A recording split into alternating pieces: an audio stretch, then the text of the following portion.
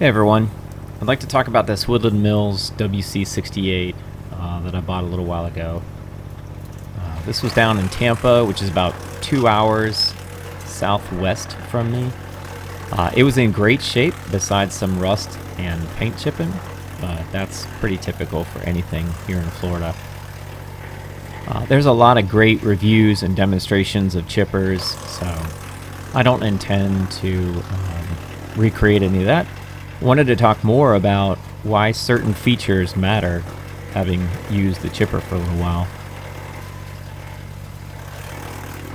The first feature is the auto feed capability. That's basically where there's a roller that once it grabs a hold, it's got kind of teeth on it, steel teeth on it, and once it grabs a hold of the material, it starts to pull it in or draw it in. And that means that you'll generally have some kind of a lever. That's what the red bar does. It changes the direction of the feed roller, so if you jam something in there, you can reverse it and have it pass it back out, or you can pull it and out and it will feed in. It's actually kind of a safety feature too, that if you bump it or on the way in, it would actually stop the feed roller. But it also gets branches will trip it as well. So sometimes when I'm feeding some of the bigger branches, I have to hold that red bar so that one of the branches doesn't trip it into the neutral position. But this feature takes a lot of the manual effort of using a chipper away, which means you're basically more productive and you can work longer. You're able to feed material and walk away and go get the next branch while it's just doing its thing, sucking all the debris in. So it's obviously safer than shoving a branch and hoping that the branch doesn't break while you're basically leaning towards the business end of a chipper. But you're not holding and feeding material while the chipper cuts off little bits. And there's a lot of vibration happens where those cutting edges are kind of whacking away at it. And if you have to hold the branch the whole time it's doing that to help feed it in, it kind of works on your hands after a while. I know this because I had a small chipper when we lived in the city, and it didn't have any kind of auto feed. It's one of the little yard machine ones, and you didn't kind of push it or help the branch along. It took a long time, but after a while that vibration would make your hands start to sting. So I definitely appreciate not having to hold the material as it gets whacked off in little pieces. So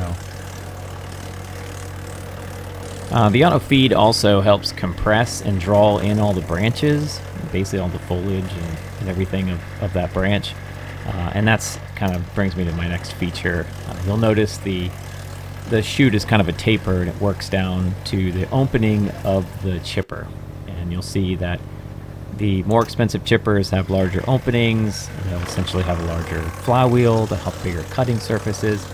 And so while you might think, I'm never going to chip a 6-inch log or 8-inch log or something like that, it's actually less about the size of the log that you're going to chip and a little bit more about the capacity of the material that can go into that opening. This chipper has a 6-inch by 8-inch opening, and so as I feed the material into it, it can compress that down. The auto feed roller will pull it in and compress all those branches down. And so if you get a small Y in a branch, it'll just compress that and chip it up, and you don't have to cut that.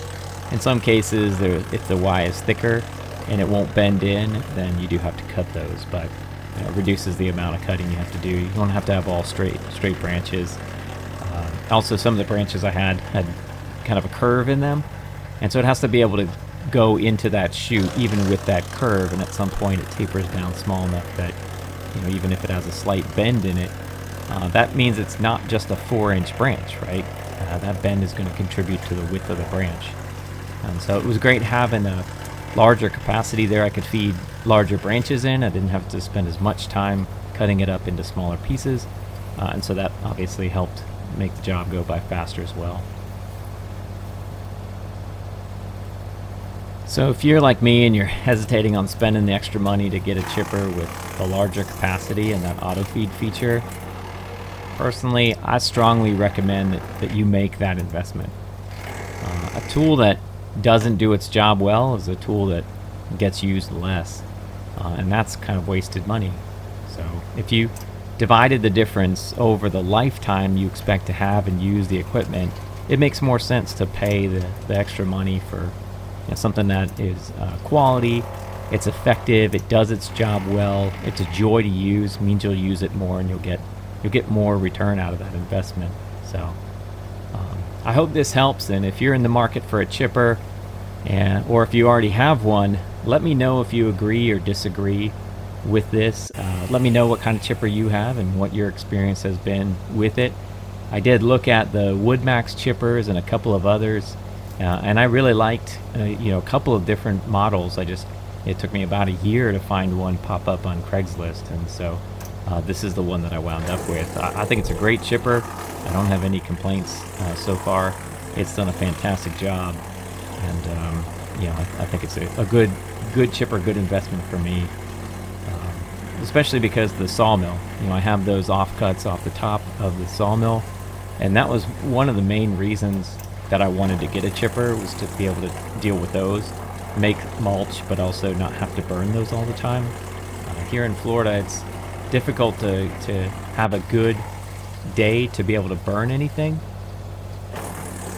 So it really takes, it has to be a weekend, because I work during the week, and so that way I can tend to it. It shouldn't be windy. I don't have any interest in lighting the neighborhood on fire. And I like to burn after it's rained, but if it's going to rain that day, it's going to get windy.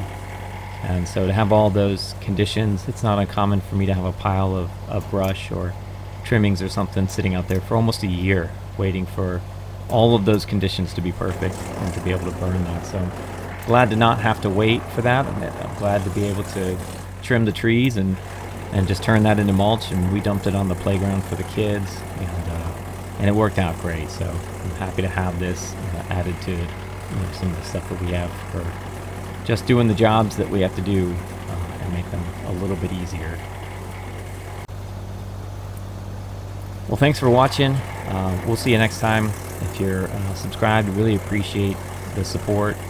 Really appreciate that you guys take time out of your day to watch these videos. It means a lot to us.